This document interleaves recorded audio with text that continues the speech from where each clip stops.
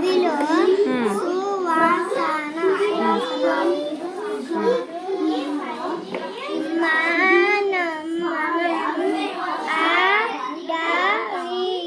అడవికి వెళ్దాం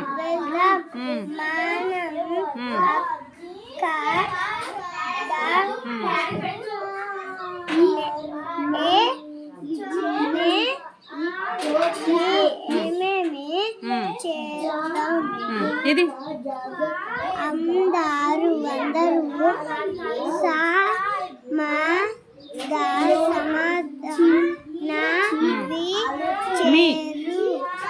సమాధానం ఇచ్చారు.